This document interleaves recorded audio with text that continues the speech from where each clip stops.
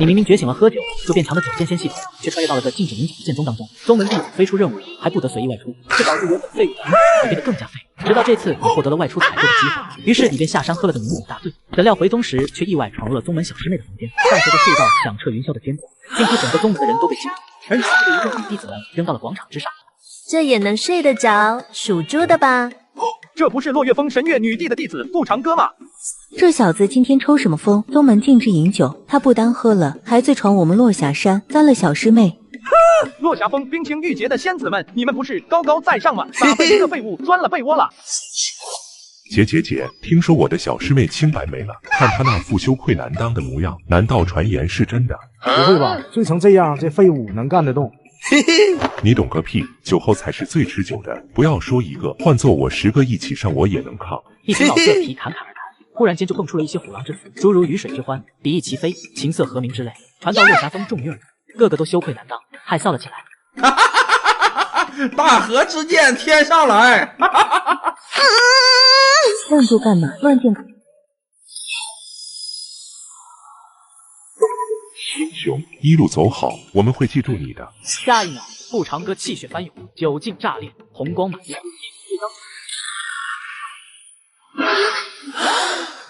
什么情况？果然梦里什么都有，刚还梦见一幅仙女沐浴图，现在还梦到来了仙女亲临，何不与吾共饮之？顾长歌醒了是醒了，不过酒没醒，依旧放荡不羁，潇洒自若，与仙女同案而已，同床而卧，一直都觉得自己这是在做梦。来，与君歌一曲，春宵一刻值千金。我操！本以为顾长歌吃不了兜着走，谁曾想他们心心念念的小师妹往人家兜里走。他想要挣脱顾长歌的束缚，却发现顾长歌身上竟涌现出一道道灵力，将他死死压制住。外界不是传他没什么修为吗？我可是筑基期啊！刘角慌了神，眼中惊愕不已，情急之下张口就咬。好口，我接了。刘角美眸瞪圆，大脑当场宕机，整个人都傻了，只有小鹿在乱撞。好，这么完事吧？你牛逼！你姿色不错，连我还有点异动，今晚留下来当我的压床夫人吧。你无耻！我只对喜欢的人无耻。刘九的俏脸瞬间红了，刘九更是第一次遇到如此直白的情话。顾长歌，放开小师妹！在我的梦里，天大地大我最大，没有人能命令我。无耻之徒，今日老娘要取你狗命，爱月斩！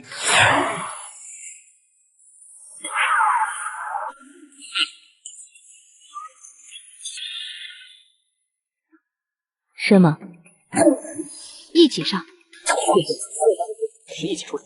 鲜艳的彩裙漫天飞舞，时不时乍现的晶莹肌肤与酥胸，充满了诱惑。如此群仙乱舞的景象，有那么一瞬间，顾长歌有种回到10年前的东莞的直视感。想要借此削弱我的意志，这个梦怎么有点真实了？九天玄上，化为水泪，煌煌天为一见女之。这是落霞宗的最强绝学之一，神殿玉垒真绝剑，威力若发挥到极致，可斩元婴修士。顾长歌这次完大了，不死都难。各封数千弟子惊骇，感觉头皮发麻。杀我，怕你还没那个本事。我有一剑，开天门。这家伙在说什么废话？一剑开天门，乃我太玄宗至高剑诀，为宗主继承，人才可修炼。你去偷的！少唬了，安心去死！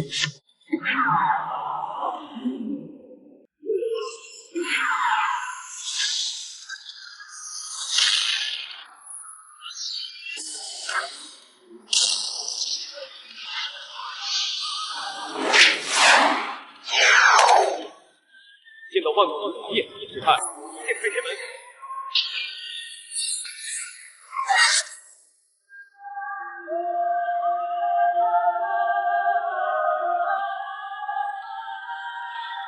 天，这世上真的有天门！一剑开天门，那是通往那梦幻仙域的神门吗？好令人向往。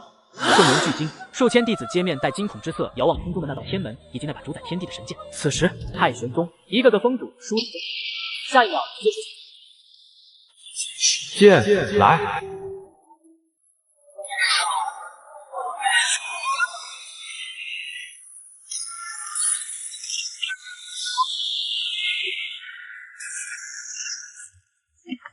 我败了，竟然败了！顾长歌刚才那一剑令人心急，让他低下高贵的头颅，平凡到了骨子里，就连道心都出现裂痕。一口逆血喷出，随即便晕厥了过去。一剑将落霞峰续平了，太玄宗要变天了。一剑开天门，好一个一剑开天门！乃宗主亲传弟子都不一定能施展，这等天资足以惊世。这家伙不会是传说中的扫地僧吧？一直在扮猪吃老虎，他都这么强了，那他背后的师尊神月又当如何？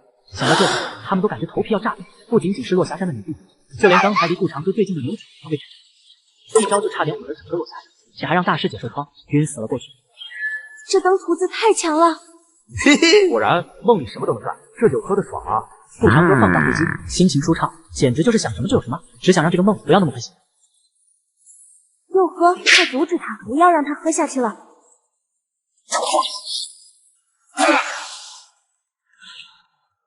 年轻人就是好，到头就是你。在人格体内的威压降临而下。是师尊苏醒了。刘九美眸盯着落霞山深处，俏脸上也是浮现一抹震撼，而后担忧的地把那烂醉如泥的顾长。他还能活命吗？不对，我怎么会担心这个该死的家伙？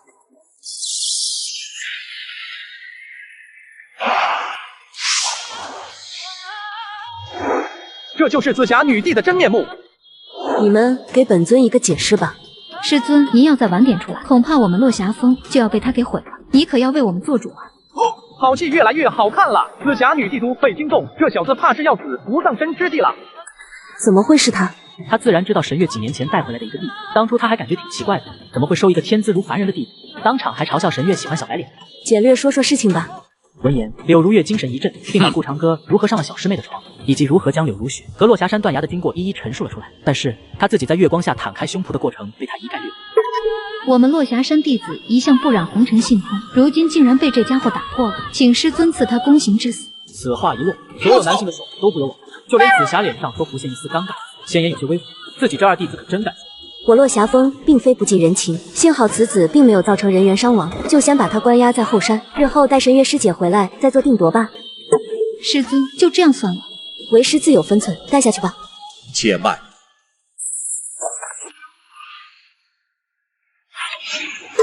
这是执法峰的大长老君如龙，他怎么来了？大长老，这是何意？师妹，我执法峰乃执掌太玄宗一切法语技，还望你能把他交给师兄。师兄年纪大了，不会脑子也糊涂了吧？他乃神月师姐唯一的弟子，就算他擅闯我落霞峰，也该由我处置。师妹何必发怒？我不过是公事公办。面对紫霞的气势与质问，君如龙十分强势，并且还散发出属于自己的大成七气机，与到紫霞峰相对。太玄宗不是什么事情都是由你执法峰说的算，这是我落霞峰的事，师兄还是请回吧。师妹此言差矣，此子违反门规，擅自喝酒，还偷学宗门无上剑诀一剑开天门。就凭他喝酒一事，我就有权利管；偷学禁忌剑诀，我更要管。总之，他的事本座管定。口说无凭，就凭你一面之词，难以服众吧？紫霞娇哼一声，剑芒满布的眸中闪着一丝深藏的杀机。此言差矣，我有人证。如果师妹不信，我们可以对簿公堂，如何？此话一落，玄宗弟子都微微诧异，难道这顾长歌真的偷了宗门无上剑诀？如果让我发现那人做假证，本尊当场劈了他。紫霞语气沉实，身形一闪，一袭仙衣席卷地上的顾长歌消失在了天际，朝执法峰的方向飞速而去。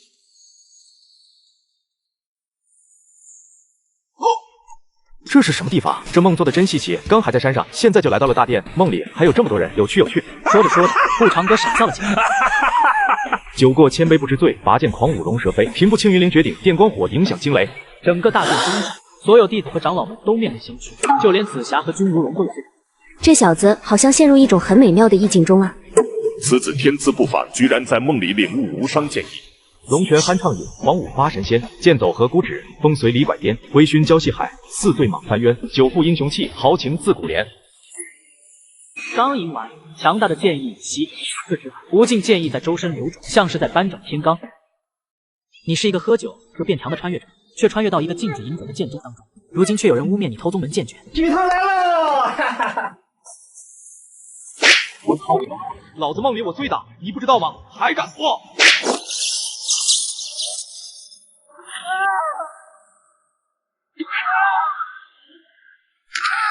哼，这回你记住了吗？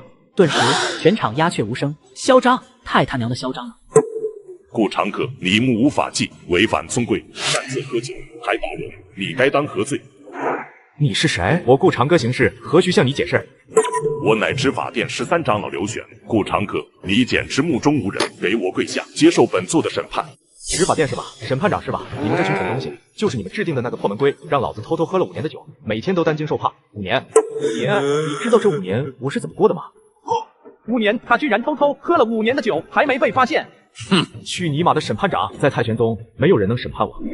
长老，顾长歌已经把陈师弟打成什么样子了？您千万不要放过这个狂徒啊！长老，陈师弟好像快没气了。什么？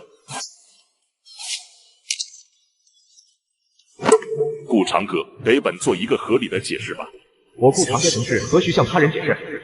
年轻人，我劝你不要太年轻，这里可是执法殿，执法殿懂吗？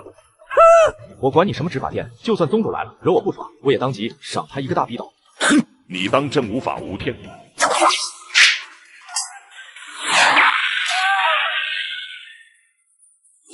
好，老逼灯，这一巴掌，我想印在你脑门。这一天，我想了很久了。顾长歌敢出言不逊，不进女帝掌门，还敢打长老，你算什么东西？顾长歌，以你现在的行径，我萧峰已然无需作证了，有种我们上生死擂台，让我为宗门清理你这个孽贼。萧峰长相清秀俊逸，但比起屏幕前的于燕还是稍逊色一些，一身修为已经达到了空间绝后的炼气期。等等，是你污蔑我盗取宗门剑诀的？污蔑顾长歌啊，是个男人，我们就要敢做敢当。如今你所作所为已经足以去死，还需要我拿出证据吗？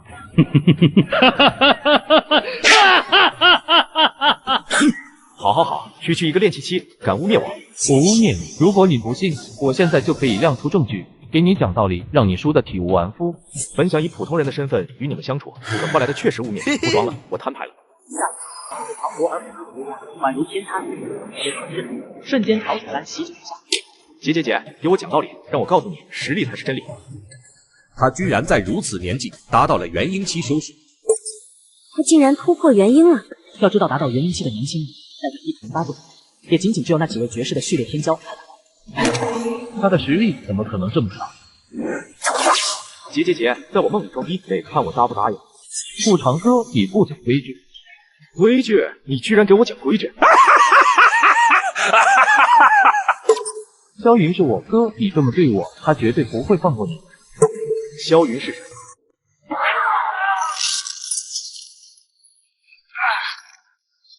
顾长歌，你想杀人灭口？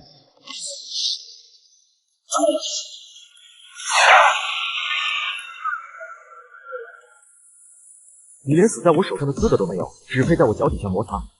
顾长歌，放开我，否则我哥一定要你死得很难看。还有呢？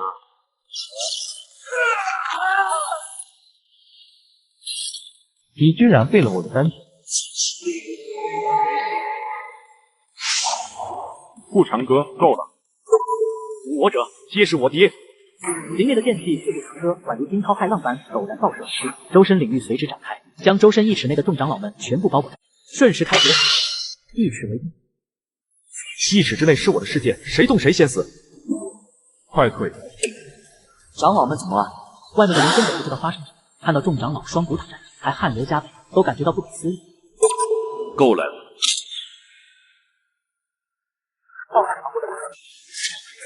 直接将朝顾长歌强势攻击。我这是怎么了？刚做了一个好长的梦呢。顾长歌浑身一颤，酒终于醒了，他只记得自己在上山好像喝酒喝断片了，然后差点走火入魔，神志不清。为什么除了醒来这个，他什么都想不起来了？喝个酒有这么严重吗？连紫霞师叔和执法殿大长老都被惊动了。各位，你们这是？顾长歌，你屡犯门规，残害同门，酒醒了也该服罪了。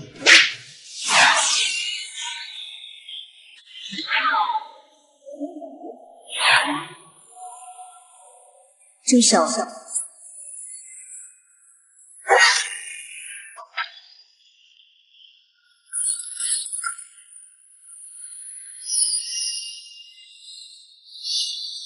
发生了什么事？掌门师妹，事情是这样的。这时，君如荣将事情的来龙去脉做了个认真的陈述。听完，旁边的紫霞面色很不好看。这位师兄也太较真了，居然把刘九被钻被窝的事情也说了出来，这是丝毫没想过给他落霞峰留颜面。回禀掌门，此子屡犯门规废同门弟子丹田，毁人仙途，罪不容恕，足以证明此子心性歹毒，应罚杖3000棍，且逐出宗门。掌门师姐，万万不可！顾长歌乃神月师姐的唯一弟子，若是如此，他回来定然会雷霆一怒。叶清仙、紫霞、神月乃太玄宗并列的绝代三叔，三人都有着与众不同的气质，绝世的美貌当真无人可及，自然身份地位也不是一般人可比。和叶清仙说话不卑不亢，站在同一水平线上。师妹说的没错。掌门师妹，此子不法，难以服众啊！又将至于我执法峰的规矩何在？法纪何存？哼！规矩那是你执法殿的规格，我乃一宗之主，难道我的话还比不上你们执法峰所谓的规矩？在他看来，一个18岁的少年能释放出渡劫期以上的剑力，这等天资，这等潜力，远远大过这执法殿所谓的规矩。在这个强者为尊的世界，实力可以代表一切，唯有实力才是最好的证明。顾长歌的剑域力量能够抵达渡劫期，堪称绝世妖孽一个维度。这种天才不去好好培养，还要去惩罚，逐出山门，这些人的脑子装的是豆腐块吗？掌门，今日之事的确是弟子喝多了，酿成大祸，我甘愿受罚，离开宗门。逐出山门，姐，那可是我求之不得的事情啊！你是喝酒就变强的穿越者，却穿越到一个禁止饮酒的剑宗当中。逐出山门，姐，那可是我求之不得的事情啊！不可以。掌门师妹，不管如何，喝酒擅闯落霞峰，轻薄女弟子，盗取宗门无上剑诀，此事总要有个交代吧？这很简单，本尊收他为记名弟子不就好了？顾长歌，你可愿意拜本尊为师？掌门，我愿意。掌门之恩，如再生父母，恩同再造。顾长歌一把鼻涕一把泪感动道：“这不是装的，而是有感而发。只要入了云霄仙宫，到时候就谁还能阻拦我喝酒？试问谁能？执法殿也不行啊！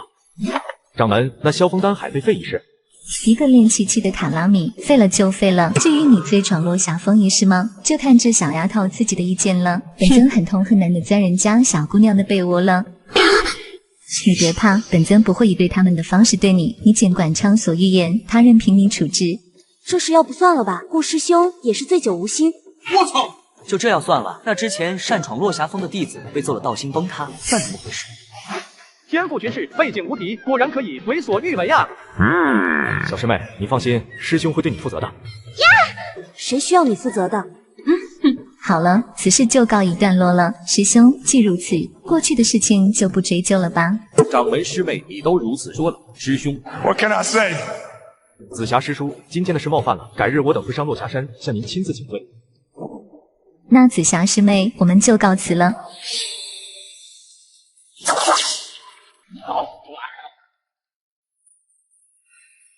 你知道我为什么要护你吗？请掌门明示。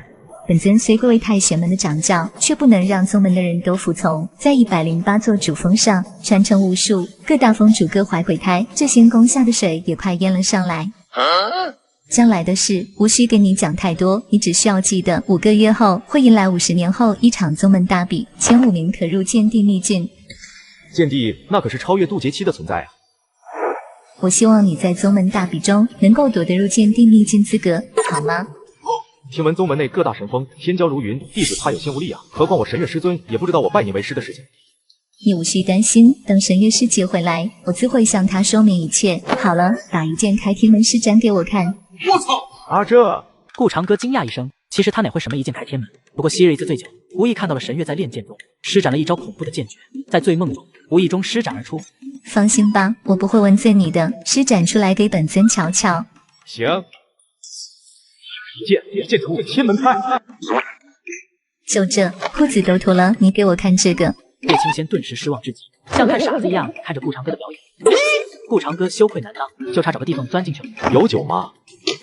怎么的？我有酒，你还有故事不成？要是今天不把一剑开天门给本尊施展出来，看我不把你从云霄仙宫扔下去，摔死你！就在叶清仙生气的同时，一个念头从脑海中闪现：酒，对，就是酒，他才有能力大闹落霞峰。当即一拍手上的碧绿刀，顿时一壶佳酿出现在顾长歌身前。男人嘴里喝了82年的假酒，看到眼前的美女就想。我要，给我，掌门快给我！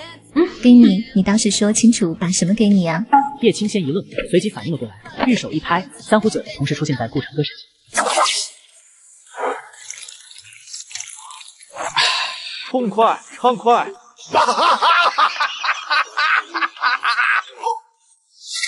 掌门，你是不是想要？我现在是你师傅，反了你。我是说，您想不想看看什么叫做真正的一剑开天门？掌门，你在想什么奇奇怪怪的东西？这样啊。叶青仙脸上的红霞瞬间收敛了下来，他还以为顾长哥对他借有些喜，借酒搭锅呢。剑者无影不自退，剑气冲天壮胆气。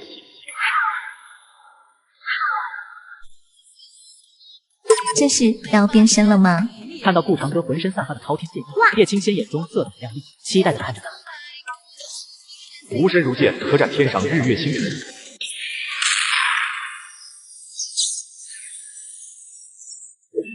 这剑意震惊我2年半。剑芒天使天为摇，日月星辰芒咒涛，剑使。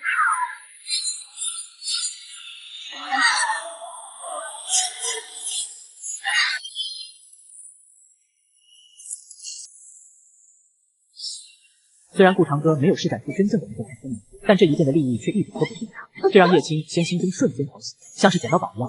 与此同时，108座主峰的峰顶和心中，心中同时一震，一道道体认的神光腾飞，出现在了珠峰上空，仰头注视，眼中难掩震撼。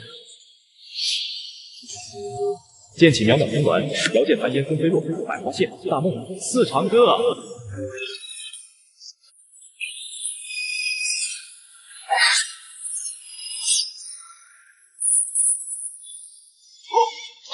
人比人气死人，感觉自己在顾长哥面前好像一个废物。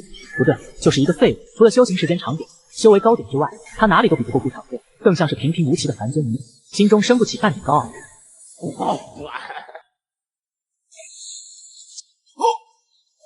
醒了，告诉我何为剑道？剑道者，人在剑在，无身如剑，剑如本身，人剑合一，则无敌。哦，好一个人剑则无敌。何为剑修？执剑者就是剑修了吗？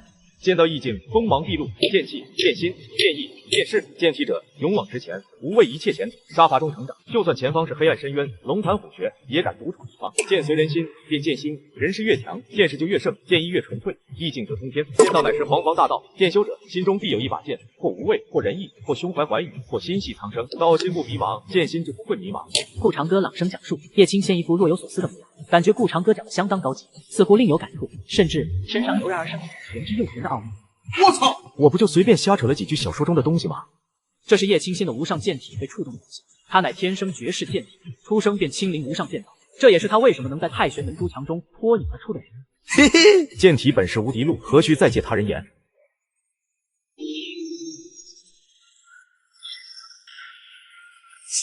很好，你对本宗的无上剑诀了解不全，待我传你真正的一剑开天门。谢掌门。人剑则无敌，人剑则无敌啊！这种利益很好，希望他能助本尊突破剑道之谷吧。历时3个月，顾长歌和叶青仙抽丝起来，两人各有所得，彼此碰面时都能从对方身上感觉到微妙的变化。跟我来吧。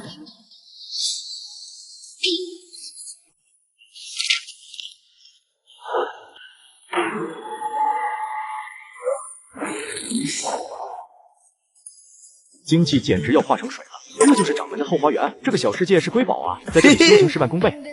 那里有个药园子。我操！九叶天仙兰，这是万年珠果、10万年火玲珑、9色神台莲、不死花、长生仙之草，这些竟然都是传说中的顶级仙药，怪不得人人都想当公主。原来云霄仙宫上藏着这么一处宝，说它是传说中的仙家福地，也不过如此吧？这简直就是仙域。哼，看够了吗？嘿嘿，够了够了。虽说你现在剑道无双，天资非凡，但以后你面对的对手也会很强大。从今天开始，你就在这里修行到元婴后期再出去吧。好的，掌门。说着，顾长歌就盘坐了下来。虽说他对酒无敌，但是自身的修为也得跟上才行。而此次机会对他来说，倒是一个不错的机会。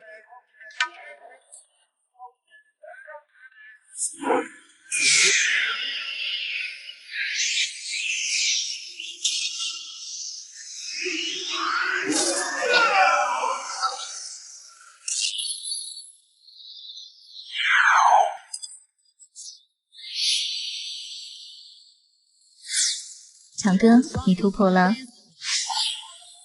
侥幸到了元婴中期了。元婴中期，这当初本尊从元婴初期到中期也用了1年时间，这才过去10天，你就突破了。掌门，我感觉我的身体要什么？莫非是出什么问题了？我感觉我要出来了，要突破到元婴后期了，不行了，我要继续闭关了。啊，这叶青仙差点一口血吐出来。掌门，你怎么了？我要突破，你不应该感觉到高兴吗？啊，这没什么，明天你就回落叶峰吧。本尊只想一个人静一静。女帝掌门咋了？咋还变脸了？我做错了什么？这么快就要赶人走？果然女人心还挺真啊。思来想去，顾长哥都没有发现自己有什么问题。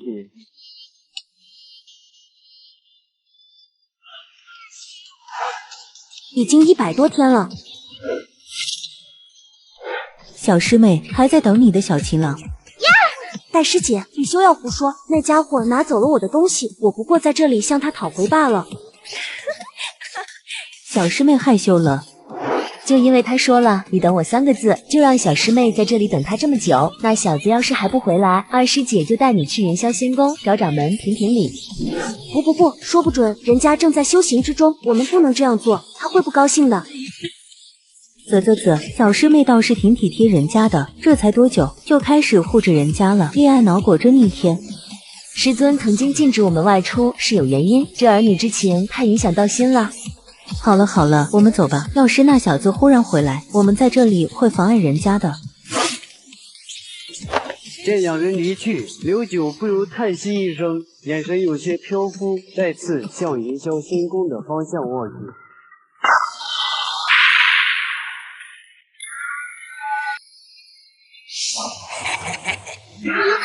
你们是什么人？这里是神月女帝的道场，为何闯入落月峰？别，九儿师妹，此峰空无一人，不如我们吃肉夹馍吧。什么空无一人？我就算是逢上都不给你，还有长歌师兄很快就回来呢。那小子，我们找的就是他，别以为躲到云霄宫后就万事大吉了。劝你们快离开。你们还别说，九儿师妹生气的样子更加风韵犹存。要不就让师兄们陪你玩玩，这样你也不会寂寞了。无耻！九儿师妹，这可是你自找的，拿下他，带回去嘿嘿嘿。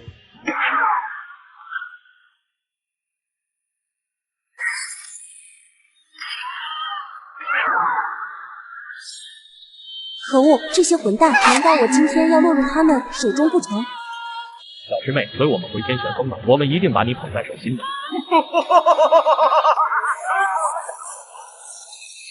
大梦长歌，一线天涯。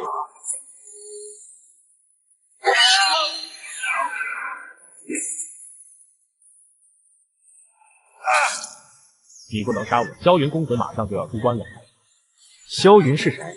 萧云公子乃是我天玄峰第一绝世天骄，位列太玄门天骄序列第10。你废了他弟弟萧峰，他不会罢休的，等着吧。太玄门第10序列天骄吗？我可以不杀你，但你回去替我给天玄峰所有人传话，记住，落月峰乃我神月师尊的道场，不是什么杂鱼都能上来的。今后任何人都不得擅闯这里。如果再有下次，我就杀上天玄峰，踏平你们的道场。一花落雷霆乍现，苍穹震荡，言出法为，令天地。年轻这一代倒是一个比一个狂啊！看来这次宗门大比可有好戏看了，呵呵。踏平我天玄峰，神月的弟子狂妄到这种地步了吗？你没事吧？啊，没事。九儿小师妹，那日醉酒冒犯，本来很想跟你道歉，就是在云霄宫待了久了点，还望你不要介怀。看到眼前的男子笑容灿烂而阳光，人畜无害，刘九也是一愣，这还是刚才那个杀伐果断的人吗？怎么眨眼就判如两人了？相比之下，更喜欢现在的顾长歌。都过去了，就不用再提了吧。嘿嘿，好，小师妹就是大度，以后若是有人欺负你，跟我说，我护你一辈子。哼，我可没有原谅你，你让我等你，一等就是3、4个月，你太过分了。你一直在这里等我？看到顾长歌一副茫然的模样，刘九小脸更红了。难道那日自己会错了意？气急之下，小手一摊，避重就轻，转移话题。我是来拿回我玉簪的，给我吧。就为了一个玉簪？这下刘九小脸又红了点。这顾长歌直接把自己的意思给错会了，以为顾长歌是在责问他这来要玉簪的。刘九脑海中不由浮现昔日的画面，不由想起自己一丝不挂，就被一个男人莫名其妙的钻了被窝，乱作一团。那是我娘亲留给我的东西，你是不想还了吗？酒，这是酒。这该死的家伙，早知道就不给他悄悄带酒了。不还就不还嘛，要是你喜欢，送你也可以。嘿嘿，好久没喝酒了，得喝酒压压惊。与此同时，席卷天地，如同形成了龙卷风。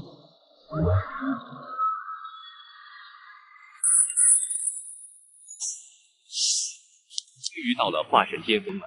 常年他这天旋风弟子们的佩剑自古出现，环绕他出生的房顶盘旋了3天3夜。他天生剑心如玉，更身怀独木剑体，可容纳无尽剑气于体，而且在3年前就把天旋风、阵风绝学、无上绝学剑4项剑学艺大成。正是因为这逆天，才让萧云强势崛起，过关斩将，成为了太玄门序列排名第10的绝世天骄。而且想要成为序列之一，必须在每10年的宗门大比上头角峥嵘，夺得魁首，才能资格挑战那10大序列。可想而知，这含金量有多高。狗作者能做就做，不能做就回家种牛，一直拿我在这里水时长是怎么回事？我操！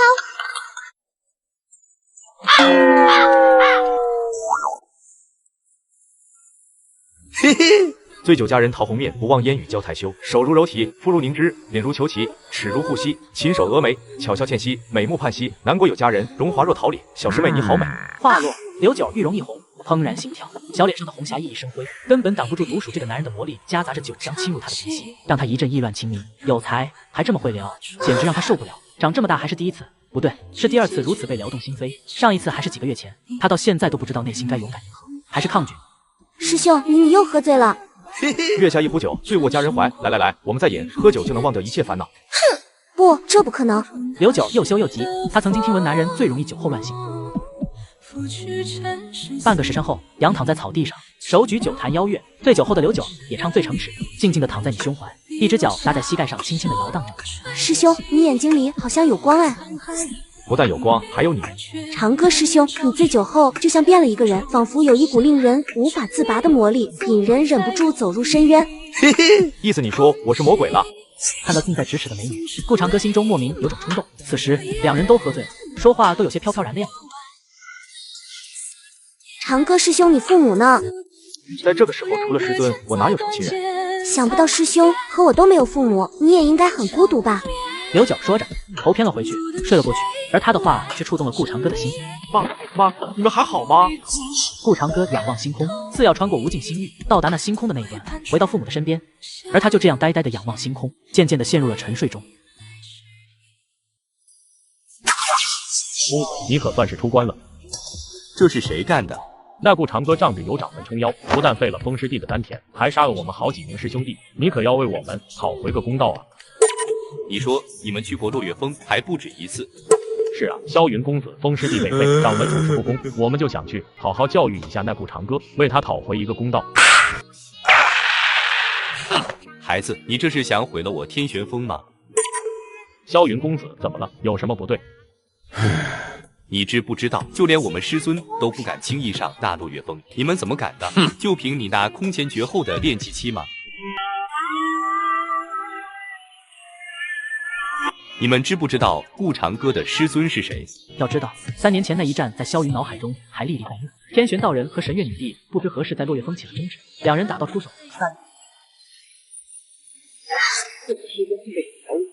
道心都受封了。这场大战因为被两人提前封锁空间，所以才没有传出来，但还是被在外的人尽收人。不就是神月吗？早就游历大陆去了。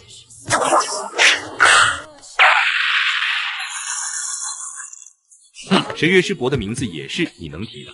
李老师，求放过。滚到落月峰山下，一步一叩首，一步一叩首，向别人赔罪。算了，我不放心你们，我也去吧。曾于此生我的心渴。恭喜宿主宿醉100亿，领悟山海剑心。山海剑心，苍生有难，山河同悲。配合九仙剑意推动剑意之下，元婴期修为需要7分对1，不同悲意之下，可斩渡劫巅峰以下一切敌。这就是他们口中所谓的掌门弟子。萧云挥手间，相比灵力在接触顾长歌的时候猛然被打开，这时就在萧云一道道灵的剑气交织在好强的剑意，难道是以酒入道？睡着也好，我正好试探你一番，看你有何不同之处。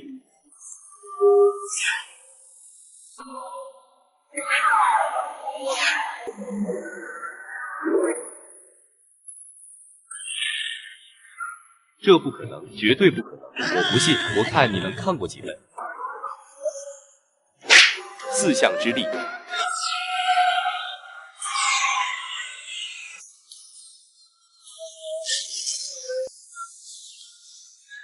好惊世骇俗的建议！萧云感觉头皮都要炸了，灵魂都在颤抖，连忙收手脚。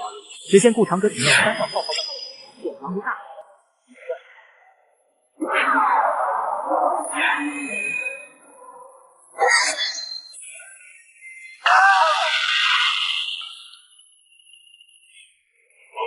是萧云公子的声音。落月山下，正在向上山叩首的韩愈等，差异看向天空，只见3股剑芒直冲云霄，撕裂苍穹，天门洞开，星辰熄灭，当场吓尿了。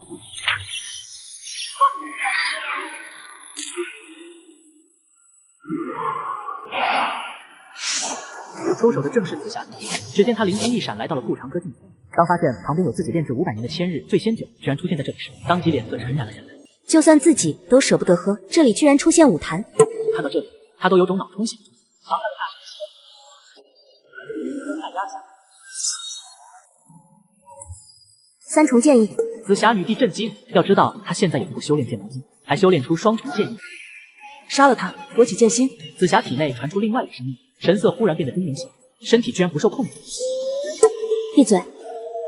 别挣扎了，在你修炼剑魔经的时候，我就是你身体的一部分。还有，不要以为我不知道你在想什么。你如此护着小子，无非想从他身上找到斩我之法。别妄想了，在你衍生出我那一刻，你就永远摆脱不了我。我只会一步步蚕食你。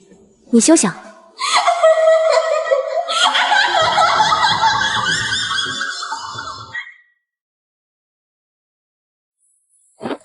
你是紫霞师叔。师尊，这酒是我偷的，不关顾师兄的事，还请您不要责怪他。我说过要责罚你们了吗？谢谢师尊。宗门大比马上就要开始了，你们都给我待着就行。这个紫霞今天有点反常啊，脾气好的不真实。这次宗门大比还有15日开始了，这段时间就不要节外生枝了。紫霞师叔，我会的。这次宗门大比后，落霞峰看来就要没落了一段时间了。怎么，紫霞师叔，你对如雪师姐没有信心？太玄门藏龙卧虎，以他现在的修为，连前30都很难进。他们有这么强？宗门大比事关重大，不单关乎各大神峰资源的分配，还决定序列之争，更牵连剑地传承。50年的安宁，神峰之间又要发生争夺了，这关系到各大神峰的未来走向，若封甚至连传承都保不住。有这么严重？要不这次宗门大比你来我落霞峰吧？我操！只要你答应千日醉仙酒，我不收回。嘿嘿，好的。哈哈，如此甚好。这段时间，九儿就留在这里陪你吧。他乃剑道之体，你可要好指点指点他。谢谢师尊。刘九闻言大喜过望，本还以为偷酒一事会被关禁闭，想不到自家的师尊变得如此通情。而顾长歌怎么也高兴不起来，总感觉有股不好的预感，却又说不出来。半个月后，我们飞云峰见。曾以此身不外事，我的心渴了。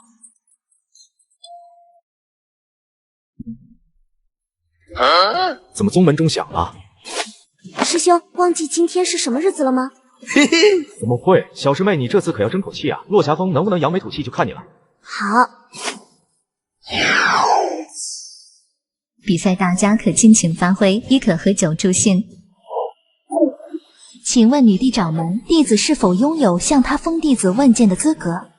按照规矩，在历届宗门大比上，你可以挑战任何神峰的弟子，但需要征得对方的同意，才能够与之交手。柳如雪，听闻你是落霞峰最强，你应该知道本姑娘是冲你来的。现在我给你这个机会，你可以挑战我。当然，至于你是否具备这个勇气，那便是你的事情了。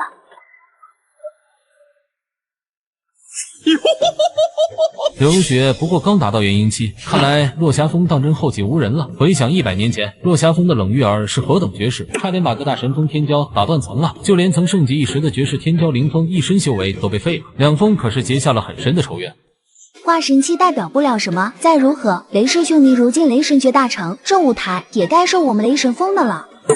林曼，你先了峰就是为了折辱落霞峰而来。多说无益，战亦或不战，本姑娘给予你挑战的资格，这份资格你可以拒绝，只要你说一个不字，这场比试便可虑过。不如再由我带到师姐一战吧。师叔，请赐予我力量吧。不要束缚自己，强者对决，刀剑长眼，就算出现伤亡，也在所难免。一个不顾宗门规矩、烂醉货色，也敢挑战本娇女？神月，嗨嗨，落霞峰，顾长歌。你是落霞峰的弟子？林曼眉头微皱，落霞峰是无人了，在太玄门年轻一辈，他没有听说过这一号人物，竟然派一个不知名的弟子上场，这是放弃了吗？仙疗峰，林曼，请赐教。天，这是天生剑体。这仙疗峰隐藏够深啊，沉寂100年，这是要重新崛起吗？你到底打不打？打，当然打。剑来。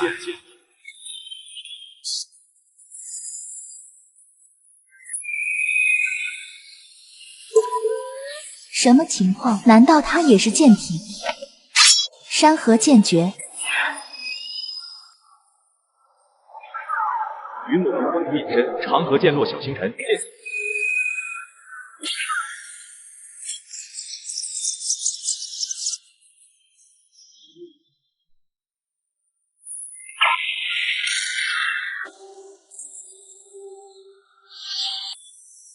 林曼是吧？嘿嘿，林姑娘翩若惊鸿，宛若游龙，真是好姿态。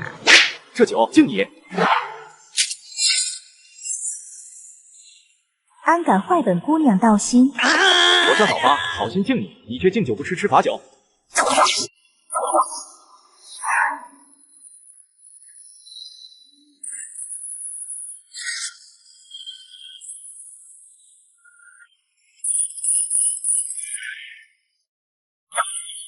两起若是长久时，又岂在朝朝暮暮？我勒个骚刚，这也能聊？是畜吧，畜生的畜，你们能不能好好的？你干嘛？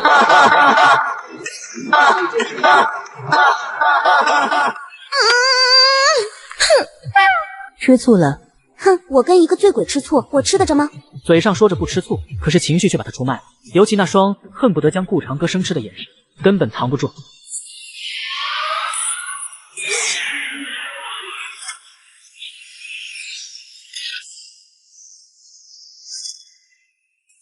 该死，我到底怎么了？此人身上怎么有种令人无法抗拒的魔力？快使用山河剑意。我们之间真正的战斗现在开始。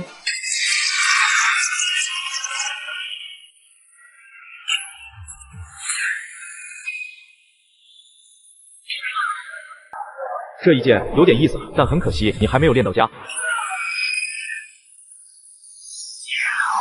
星辰之剑天上来，剑来。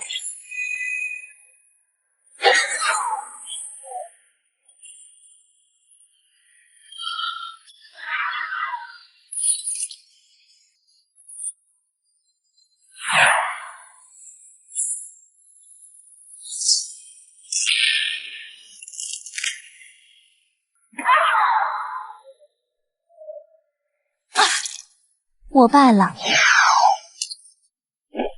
这一次是我输了，我记住你了，下一次我一定会击败你。哦，林曼其实还能继续战斗下去，但接着打已经没有任何意义，因为刚才他也感觉到对方好像真的灵气，不然在刚才那道恐怖的剑意下，他动弹了分毫，再怎么打也是无济于事。嘿嘿嘿，长歌师兄威武！秋无绝色，月目是佳人，倾国倾城貌，今为天下人，我也记住你了。刹那间，独属于男人的味道夹杂着鲜酿的酒香侵入林曼的鼻息之中，让他一阵迷离。尤其是对方那夹杂酒香的火热鼻息，让他心中酥痒异常，如此大的动物，林曼怎么受得了？顾师兄，他又喝醉了。刘九儿也是目瞪口呆，不断起伏的胸口足以证明他此时内心的极不平静。想不到自己遇到了情敌，早知道就不带顾长歌来了。你竟然非礼我！这一刻早已芳心大乱，内心满是羞愧，头也不回向仙疗峰走去。我在干嘛？哈哈哈，顾师弟果真是性情之人。